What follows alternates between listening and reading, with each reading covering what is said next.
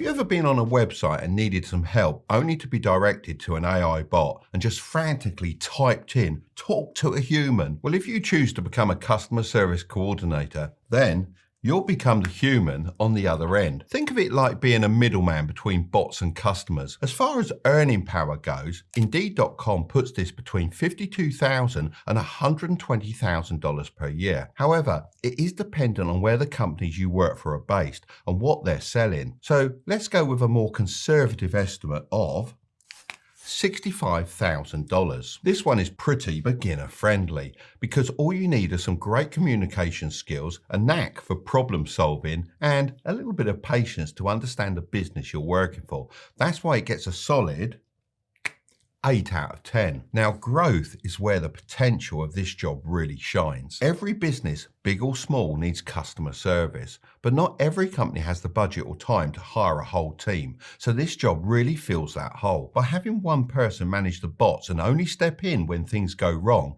it means that it's far more efficient than bringing in, say, 5 or 10 support agents. So for these reasons, I'm giving it a 10 out of 10. On to survivability. AI can handle the basics like password resets, order tracking, and frequently asked questions really well.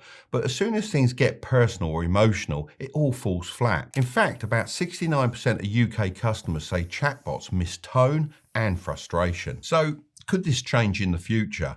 Probably, but there's no telling how long. What I can say is that there's lots of money to be made in this right now. So I'm ranking it 7.5 out of 10 in this category. Now it's time for that all-important freedom factor. To be honest, once the bots are set up and tuned, you can work from home, a coffee shop, or even a weekend getaway, as long as you're available to jump in when things go sideways. So I'm giving it a 9 out of 10. All right, let's see how it stacks up against job number 1.